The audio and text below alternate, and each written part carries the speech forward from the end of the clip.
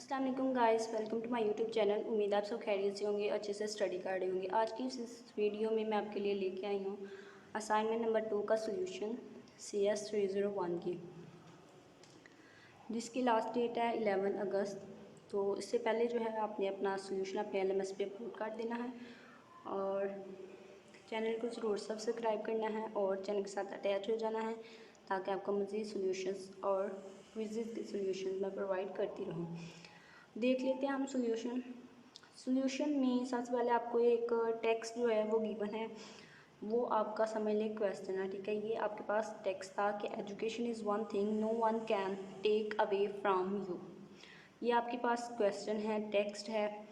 इस टेक्स्ट को देख के आपने सारा काम जो है वो करना है। तो आपके पास 7 स्टेप्स आपको पूछे गए हैं। ठीक है, 7 स्टेप्स में आप इसको सॉल्व करना है असाइनमेंट को। फर्स्ट स्टेप में आपने क्या करना है, आपने टोटल करैक्टर्स जो हैं वो लिखने हैं। ठीक है, तो टोटल करैक्टर्स कितने हैं, यहाँ पे मैंने लिखे हैं 52। ठीक है, टोटल करैक्टर कितने हैं 52।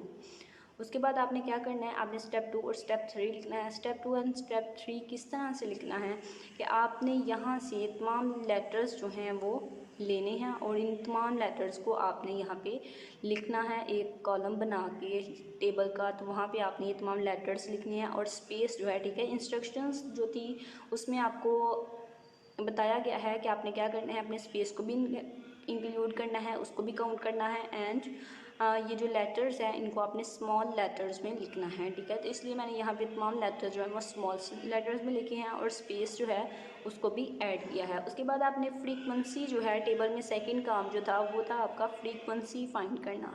तो फ्रीक्वेंसी किस तरह से हम फाइंड करते हैं, थोड़ा सा आइडिया दे देती हूँ। लाइक यहाँ पे हमारे पास क्या है n। ठीक है, तो हम यहाँ पे आपने क्या करना है, n की फ्रीक्वेंसी किस तरह से आपने काउंट करनी है कि आपके पास जो टेक्स्ट है उस टेक्स्ट में आपने देखना है कि ना n जो है वो कितने टाइम्स आया है। ठीक है, n जितने भी टाइम्स आया होगा वो नंबर जो है वो आपके पास होगा फ्रीक्वेंसी। तो हम यहाँ पे देख लेते हैं n कितनी दफ़ा आया है। ये देखें, एजुकेशन में n जो है वो 1 टाइम्स, उसके बाद 1 में n आया है 2 टाइम्स, उसके बाद थिंग में अगेन n आया है तो हमारे पास 3 टाइम्स, इसके बाद 4 टाइम्स, 5 टाइम्स, 6 टाइम्स। ठीक है, तो 6 टाइम्स n जो है वो हमारे पास कितने टाइम्स आया है, 6 टाइम। तो यहाँ पे देखें n की मैंने फ्रीक्वेंसी क्या लगाई है, 6। इसी तरह से आपने अदर लेटर्स की भी फ्रीक्वेंसी जो है वो काउंट कर लेनी है और उसको राइट कर लेना है। अब ये देखिए मेरा ये हो गया है यहाँ पे टच, तो जिसकी वजह से ये कैपिटल लेटर में आ गया। लेकिन आपने कैपिटल लेटर में नहीं लिखने, क्योंकि आपको क्लियरली बताया गया है कि लेटर्स जो हैं वो आपने लिखने हैं स्मॉल लेटर्स में।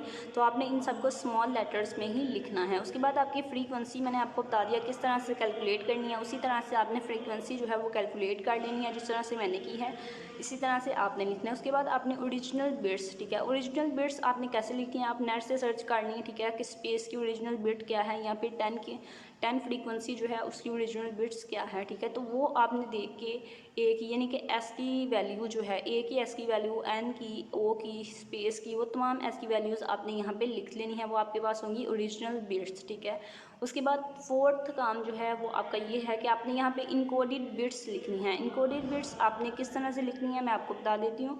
ये हमने लिखनी है, पहले आपने एक नेक्स्ट स्टेप में आपने बनाना है हाफमैन ट्री। ठीक है, तो जो हाफमैन ट्री होगा वहाँ से देख के आपने ये इनकोडेड बिट्स जो हैं वो लिखनी है। हम हाफमैन ट्री पे नेक्स्ट स्टेप पे जाते हैं तो वहाँ पे मैं आपको बता दूँगी किस तरह से आपने ये इनकोडेड बिट्स जो हैं वो कैलकुलेट करके राइट करनी है। अब हम चलते हैं नेक्स्ट स्टेप की तरफ। उम्मीद है कि स्टेप 2 एंड 3 जो है वो आपको क्लियर हो गया होगा, किस तरह से मैंने टेबल्स में रोज़ में वैल्यूज़ जो हैं वो पुट की हैं। उसके बाद हमारे पास स्टेप्स 4 एंड 3, स्टेप 4 एंड 5 है। स्टेप 4 एंड 5 में आपने हाफमैन ट्री जो है वो कैलकुलेट करना था। उसके बाद लेफ़्ट एंड राइट जो चाइल्ड थे उनको नंबर बिट्स असाइन करनी थी। लेफ़्ट साइड पे हम जो हमारे पास जो बिट्स होती हैं उनका हम 0 असाइन करते हैं और जो राइट साइड पे होती हैं उनको हम 1 असाइन करते हैं। लाइक ये देखें, ये हमारे पास एक पेरेंट है, इसके 2 चाइल्ड हैं, एक ये और एक ये। ठीक है, तो जो लेफ़्ट चाइल्ड होगा उसको हम 0 साइन करेंगे, जो राइट चाइल्ड होगा उसको हम 1 साइन करेंगे। अब आपको ये एक चीज़ क्लियर होगी कि मैंने यहाँ पे 0 और 1 किस तरह से लिखा है। उसके बाद आपने वो जो ठीक है जितने भी आपके लेटर्स थे वो तमाम लेटर्स आपने यहाँ पे हफमैन ट्री में यूज़ करने हैं। किस तरह से करने हैं, जिनकी फ्रीक्वेंसी 1 होगी उनको आपने सबसे लास्ट से आपने स्टार्ट करना है।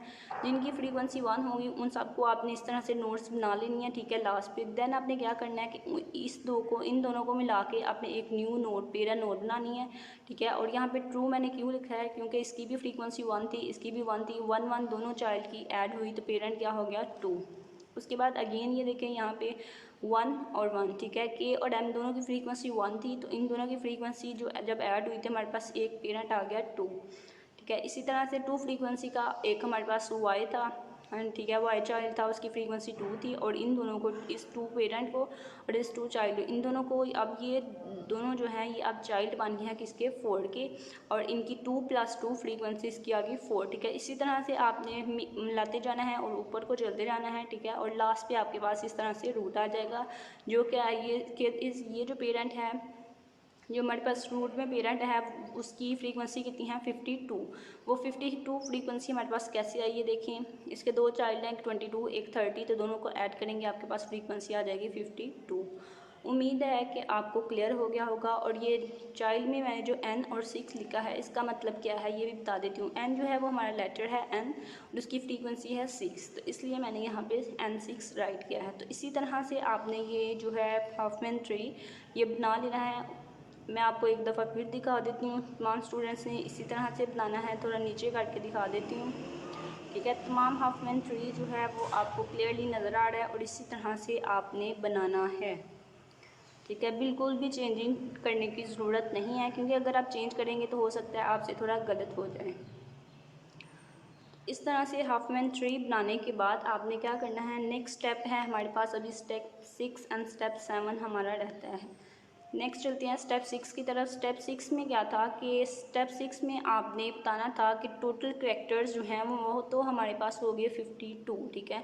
तो 52 कैरेक्टर्स के लिए हमें कितने बिट्स जो हैं वो रिक्वायर्ड हैं मैसेज को सेंड करने के लिए। वो जो हमारा टेक्स्ट मैसेज था उसमें 62 कैरेक्टर्स थे और 52 कैरेक्टर, ठीक है। टोटल कैरेक्टर हमारे पास 52 थे। 52 कैरेक्टर्स को कितनी बिट्स रिक्वायर्ड हैं मैसेज को सेंड करने के लिए, तो वो हमने यहाँ पे काउंट करना था। तो वो मैंने किया है कि टोटल कैरेक्टर जो है वो 52 हैं और ईच कैरेक्टर जो है वो कितने बिट लेता है 8। तो 52 को 8 से मल्टीप्लाई करेंगे, हमारे पास 416 बिट्स आ गई। तो ओरिजिनल मैसेज को सेंड करने के लिए हमें इतनी बिट्स जो हैं वो रिक्वायर्ड हैं, ठीक है। एस की इनकोडिंग फॉर्म की, ठीक है, एस की इनकोडिंग फॉर्म की निस्बत जो है उसके अकॉर्डिंग ये 77% जो लेस बिट्स हैं जो हम मैसेज में सेंड कर रहे हैं। नेक्स्ट है हमारे पास स्टेप 7। स्टेप 7 में आपको कैलकुलेट करनी थी बैंडविड्थ, ठीक है। ये जो ऊपर सिनेरियो था, आपकी प्रॉब्लम स्टेटमेंट थी, उसको आपने रीड किया होगा, ठीक है। उसके अकॉर्डिंग और जो ऊपर जो हमने सारा परफॉर्म किया है सॉल्यूशन, तो उस सारे को देखते हुए हमने जो है बैंडविड्थ वो कैलकुलेट करनी थी।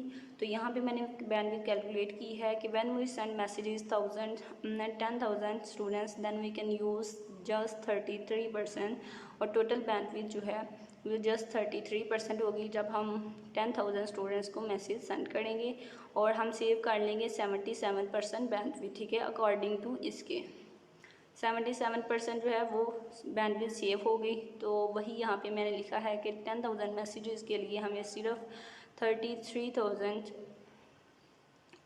ठीक है, 3,300 मैसेजेस की बैंडविड्थ जो है वो रिक्वायर्ड है। तो उम्मीद है यही आपका सोल्यूशन था असाइनमेंट नंबर 2 का। CS 301 की ये असाइनमेंट थी।